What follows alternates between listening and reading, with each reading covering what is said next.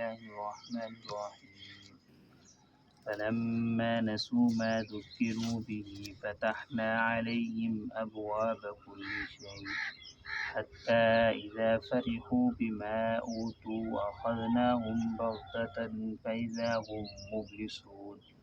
وقطع دابر القوم الذين ظلموا والحمد لله رب العالمين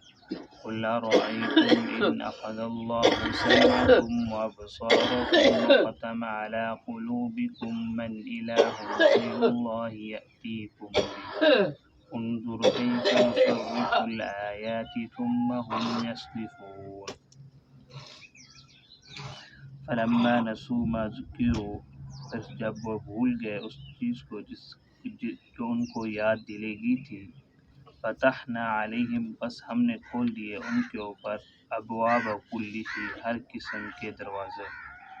حتیٰ اذا فرحوا حتیٰ کہ جب وہ خوش ہو گئے بما اوتوا ان چیزوں کے اندر جو ان کو دی گئی فاخذناہم بغتہ پھر ہم نے پکڑا ان کو اچانک فاذا هم مبلسون بس اس وقت وہ نا امید ہو گئے فقطع کاٹ دی گئی دابر القوم الذین ان قوم کی جڑیں ظلموا جنہوں نے ظلم کیا والحمد للہ تمام تعریفیں اللہ کے لیے ہیں رب العالمین جو تمام جہانوں کو پالنے والے ہیں قل ارأیتم آپ فرماتے جی مجھے بتاؤ ان اخذ اللہ اگر اللہ تبارک و تعالی لے لے سمعکم تمہارے کان وابصارکم اور تمہاری آنکھیں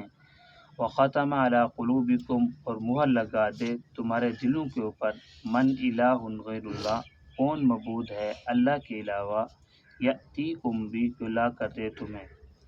انظر آپ دیکھیں کہ کیف نصرف الآیات کیسے ہم نے پھیر کر بیان کی آیات ثم ہم یصدفون پھر وہ اعراض کرتے ہیں۔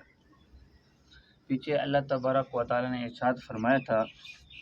فَأَخَذْنَاهُمْ بِالْبَأْسَاءِ وَالضَّرَّاءِ لَعَلَّهُمْ يَتَضَرَّعُونَ کہ میں جو مالی تکلیفیں دیتا ہوں یا جان کی تکلیفیں دیتا ہوں مال کی قحط سالی آ جاتی ہے مہنگائی آ جاتی ہے سیلاب آ جاتا ہے زلزلے آ جاتے ہیں یا تمہاری بدنی تکلیف ہوتی ہے تمہیں بیماری لاحق ہو جاتی ہے یہ تکلیفیں میں اس لیے دیتا ہوں لعلہم یضرعون تاکہ تم گڑ گڑاؤ میرے سامنے گڑ گڑاؤ مجھ سے مانگو اللہ تبارک و تعالیٰ تکلیفیں مصیبتیں اس وجہ سے نازل کرتے ہیں۔ آج کے آیات کے اندر اللہ تبارک و تعالیٰ ارشاد فرما رہے ہیں فلما نسوا ما ذکروا به کہ میں نے تو تکلیفیں اس وجہ سے دی مالی اور بدنی تکلیفیں تاکہ میرے سامنے گڑ گڑائے جب ان کے پاس مالی بھی تکلیفیں آ گئی بدنی بھی تکلیفیں آ گئی یہ تو صرف نصیحت حاصل کرنے کے لیے عبرت حاصل کرنے کے لیے ان لوگوں نے اسے عبرت حاصل نہیں کی نصیحت حاصل نہیں کی ٹس سے مس نہیں ہوئے کچھ بھی ان کو فرق نہیں پڑا فتحنا علیہم ابواب کل شیء تو میں نے ہر قسم کے دروازے ان کے لیے کھول دیے یہ ان کے لیے مال بھی دے دیا ان کو اولاد بھی دے دی ہر چیز کی اس کو دنیا کی جو چیز کی ضرورت ہے ان کو میں نے دے دیا جب اس کے اندر وہ خوش ہو گئے اپنی منچی زندگی گزارنے لگے حتیٰ اذا فرحوا بما اوتوا سب کچھ ان کے پاس آ گیا اب سمجھنے لگے کہ ہم سے اللہ تبارک و تعالیٰ راضی ہو گیا یہاں ایک بات یہ سمجھ لیں کہ جس کو اللہ تبارک و تعالیٰ مال دے دے وہ خوش ہو تو اس کو یہ نہ سمجھنا چاہیے کہ مجھ سے اللہ تبارک و تعالیٰ راضی ہو گیا یہ مال جس کے پاس ہو جس کی اچھی زندگی گزر رہی ہو یہ نشانی نہیں ہے کہ اللہ تبارک و تعالیٰ سے ناراض ہیں ہمارے پیارے پیغمبر صلی اللہ علیہ وسلم کو آپ دیکھ لیں کہ 2 مہینے کے اندر گھر کے اندر چولہا نہیں جلتا تھا فقر و فاقہ کے اندر آپ صلی اللہ علیہ وسلم نے زندگی گزاری ہے اور پیٹ کے اوپر پتھر باندھے کہ آپ صلی اللہ علیہ وسلم سے اللہ تبارک و تعالیٰ ناراض نہیں تھے یہ نشانی نہیں ہے کہ جس کے پاس مال نہیں ہے وہ فقر و فاقہ کے اندر زندگی گزار ہے اللہ تبارک و تعالیٰ اس سے ناراض ہے جس کو اللہ تبارک و تعالیٰ سب کچھ دے دی ہے تو اللہ تبارک و تعالیٰ اس سے راضی ہے یہ چیز نہیں ہے اللہ کی راضی اور ناراض ہونے کی دلیل بلکہ دیکھو اللہ تبارک و تعالیٰ نے فرعون کو کتنا مال دیا ہے بادشاہ دی سلطنت دی قارون کو سارے چابیاں اٹھانے والے تھے کتنا مال دیا لیکن اللہ تبارک و تعالیٰ ان سے ناراض تھے تو اللہ تبارک و تعالیٰ فرماتے ہیں کہ جو میں تکلیفیں دیتا ہوں بدنی یا مالی اگر کوئی شخص عبرت حاصل نہیں کرتا نصیحت حاصل نہیں کرتا میرے سامنے گڑ گڑاتا نہیں ہے تو میں ہر چیز کے لیے ان کے دروازے کھول دیتا ہوں جب وہ خوش ہو جاتے ہیں جو ان کو دیتا ہوں فَأَخَذْنَاهُمْ بَغْتَةً پھر میں اچانک ان کو پکڑ لیتا ہوں جب پکڑتا ہوں پھر کچھ بھی نہیں چھوڑتا فَإِذَا هُمْ مُبْلِسُونَ پھر وہ نا امید ہو جاتے ہیں کہ اتنا مال تھا میرے پاس، اتنا میری اولاد تھی، میرے کچھ بھی کام نہیں ہے، سب کا سب اللہ تبارک و تعالیٰ پھر لے لیتا ہے، کھینچ لیتا ہے، کچھ بھی باقی نہیں چھوڑتا۔ تو ظالم لوگ جو ہوتے ہیں وہ کہتے ہیں کہ اب ہم ظالم ہیں، اب ہاتھ سے بات چلی گئی ہے، ہاتھ سے بات نکل گئی ہے، اب کوئی فائدہ نہیں ہے اپنے آپ کو ظالم کہنے کا۔ جب وقت تھا اللہ نے بتایا کہ تم ظلم کر رہے ہو، باز آ جاؤ، تم نے نہیں مانی، اب اللہ کا عذاب آ گیا ہے۔ جب اللہ کا عذاب آ جاتا ہے پھر کسی کو توبہ کی توفیق نہیں ملتی۔ فَقُطِعَ دَابِرُ الْقَوْمِ الَّذِينَ ظَلَمُوا، اللہ تعالیٰ فرماتے ہیں جو قوم اپنے ظلم کے اندر حد سے بڑھ جاتے ہیں، میری بات کو نہیں مانتے، میرے احکام کو نہیں مانتے، ظلم سے باز نہیں آتے، پھر میں ان کی جڑیں بھی کاٹ دیتا ہوں۔ جس طرح کسی درخت کو کاٹیں، اس کی جڑیں بالکل نکال دیں تو پھر وہ درخت دوبارہ نہیں ہوتا، اگر جڑیں رہ جائیں تو پھر وہ کبھی نہ کبھی خوش ہو جاتا ہے، پھر زندہ ہو جاتا ہے درخت۔ تو اللہ تعالیٰ فرماتے ہیں کہ ظالم لوگوں کی میں جڑیں ہی کاٹ دیتا ہوں تاکہ پھر یہ لوگ دوسرے نہ آ جائیں۔ والحمد للہ رب العالمین، اور تمام تعریفیں اللہ تبارک و تعالیٰ کے لیے جو تمام جہانوں کا پالنے والا ہے۔ دیکھیں اللہ تبارک و تعالیٰ یہاں فرما رہے ہیں ظالم قوم کی جڑیں کاٹنے کے بعد کہہ رہے ہیں الحمدللہ، یعنی تمام تعریف اللہ کے لیے۔ ایسے سمجھو جیسے کسی